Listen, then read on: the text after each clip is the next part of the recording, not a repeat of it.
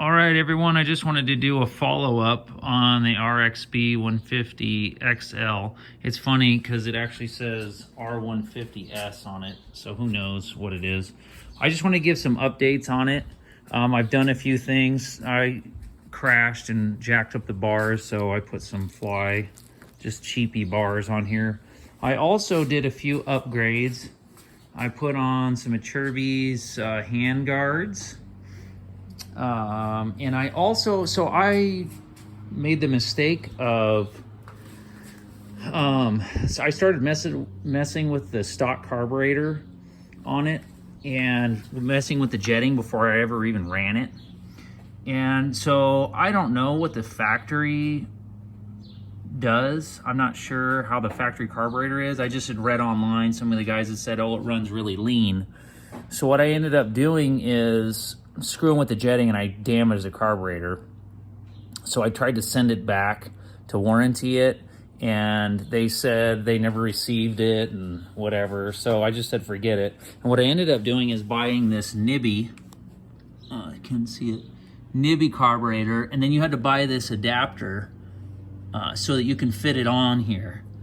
And then this little boot, or what I think this boot comes with the carburetor, but you had to buy this intake, this adjustable, or you can't fit it in there or it'll hit the frame. You can see it back in here. So it kind of puts the air filter out by your leg, but whatever. Anyways, I had to do that and I didn't change the jetting at all in the Nibby. I ran it just how it came from the factory and it runs great. It's really cold-blooded, but I just think that that is how this motorcycle is because it's so hopped up. It's just how it goes. Another thing I did too is I shortened the kickstand. You can see my little weld job here. The kickstand that comes with is so long that the thing's about to fall over when you use it. The other thing I did is out of the shipping container that it comes in, I built myself a rack. Right here is the rack that I built, and it kind of just attaches. It's kind of hard to see. I just screwed it into the frame. You can see where those wires are. Right above that green and blue wire is where the frame actually is. And I just welded up this super cheapy rack out of the crate that it came in. It's really thin, cheap metal. The other thing I did is switched up the sprockets. The thing is geared so low, it's crazy. So I geared it to a 37 tooth in the rear and a 17 tooth in the front because I think the factory I could go like, I don't know, 40 maybe, 45 miles an hour, and the thing was just cranking high. I don't know what my RPMs were, like 8,000 RPMs. So I want to be able to ride it on the street more, so I did the jetting.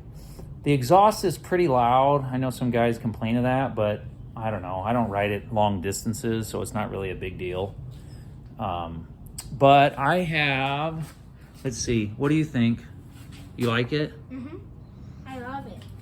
Let's see here how many miles I'm at. Oh, I also did an LED headlight on it as well. See, I am at about 300 miles, 289 on it. Gas tank's tiny. Oh, I also added a little USB thing. This is like from Cycle Gear, just in case I want to charge my phone, and a little phone holder. But overall, I've had no issues. The only thing that did happen is one of the nuts down here on the header fell out. And I was able to find it on the trail. So I just needed to tighten that back up. But I've changed. Oh, the other thing is, I know this looks kind of janky. This is the factory brake, rear brake is so far in, you can't even barely reach it with your foot. So I needed it extended. I know this is janky, but it works and it hasn't broke off yet. The factory thing is so far in, you can't even get your foot in there to hit the brake. So I extended this out. But other than that, I've done nothing. The seat's not the most comfortable, but it rips. I have thoroughly enjoyed it. Right now, you can't even get them. They're, I don't know, COVID, everybody's buying everything with their stimulus money. But I've had a blast on it so far, no issues other than that one head bolt. And once I got the carburetor thing straightened out, it's been great. And I got 300 miles on it, and I've ridden it pretty hard with no issues. So, and I am about 170 pounds, about 5'11", and it's fine. Like I said, I'm not going to take this thing on a 400-mile road trip. I guess you could if you wanted to, but I've really enjoyed it. I wanted something really small so I could ride around with my kids. But yeah, like I said, so far so good. The other thing that's a good idea to put in these is a magnetic drain plug, just to catch all those metal fragments and all that kind of stuff. But yeah, so far so good. If you guys got any questions or comments, just leave them in there and I'll try to answer them as best I can. I'll also put some links down in there for the different parts and stuff that I bought. But yeah, thanks.